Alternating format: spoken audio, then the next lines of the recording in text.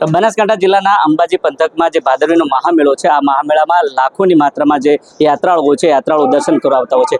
આ યાત્રાળુઓને લઈને જે વ્યવસ્થા છે પોલીસ દ્વારા કેવી કરવામાં આવે છે, આ તમામ બાબતને લઈને બનાસકાંઠા જિલ્લા પોલીસ વડા પ્રશાંત સુંબે જોડે સીધી વાત કરવાનો પ્રયાસ કરીશું. સાહેબ, શું કહેશો? આ લાખો શ્રદ્ધાળુઓ અહીંયા અંબાજીના દર્શન કરવા આવી રહ્યા છે, પોલીસ દ્વારા કેવા પ્રકારની વ્યવસ્થા કરવામાં આવે છે? નમસ્તે, હું પ્રશાંત સુંબે, પોલીસ અધિક્ષક બનાસકાંઠા. ભાદરવી પૂનમના મહામેળોની શરૂઆત અંબાજી ગામ ખાતે થયેલ છે, જેમાં ભાવિ ભક્તોના મહાપુર અહીંયા જોવામાં મળી રહ્યા છે.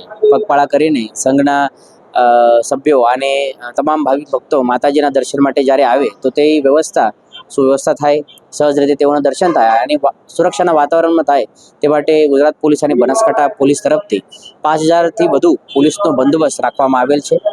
આ બંદોબસ્ત સિવાય 600 જેટલા CCTV camera, body one camera અને ડ્રોન સર્વેલન્સના માધ્યમથી આ બંદોબસ્તની જે વ્યવસ્થા છે, બંદોબસ્ત છે તેના ઉપર ધ્યાન રાખવામાં આવેલ છે.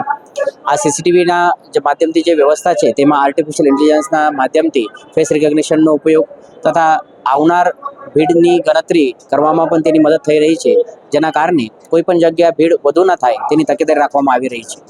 પાર્કિંગની વાત કરતાં પાર્કિંગ માટે શોમાય પાર્કિંગના માધ્યમથી એક ઓનલાઈન પ્લેટફોર્મ ઊભો કરવામાં આવેલ છે, જેમાંથી દરેક પાર્કિંગમાં કેટલા વાહનો છે અને કઈ પ્રકારે તેઓનું વ્યવસ્થાપન કરી શકાય તેની કાળજી પોલીસે રાખી રહી છે. આ તમામના ઉપરાંત જે સ્પેશિયલ ટીમ છે તેમાં બુઝુર્ગ, સિનિયર સિટીઝન અને માતા ભગીનો માટે શી ટીમ, ચેઇન સ્નેચિંગ અને પીક પોકેટિંગ રોકવા માટે એન્ટી ચેઇન સ્નેચિંગ અને anti peak pocketing team, horse પેટ્રોલિંગના માધ્યમથી ડુંગરાળ વિસ્તારની પેટ્રોલિંગ પણ અત્યારે શરૂ છે. ક્વિક રિસ્પોન્સ ટીમના માધ્યમથી જ્યારે કોઈ પરિસ્થિતિ ઊભી થાય તો તાત્કાલિક તે પહોંચી જવા માટે પણ બનાસકાંઠા પોલીસ તૈયાર છે. સાહેબ, શું કહેશો? આજે સૌ પ્રથમવાર એઆઈનો અહીંયા ટેકનોલોજીનો ઉપયોગ કર્યો છે. બિલકુલ, એઆઈ ટેકનોલોજીના માધ્યમથી કેટલા લોકો એક સમયે ઉપસ્થિત છે અને અંબાજી ધામમાં છે તેની ખબર અમે પડતી હોય છે. અને તે જ બરોબર જે પૂરા ગુજરાતના ગુનેગારી પ્રવૃત્તિ ધરાવતા, અસામાજિક પ્રવૃત્તિ ધરાવતા જે લોકો છે તેઓના ડાટાના લઈને ફેસ રિકોગ્નિશનના માધ્યમથી તેઓને ઓળખાણ પણ કરવાની પ્રક્રિયા શરૂ છે.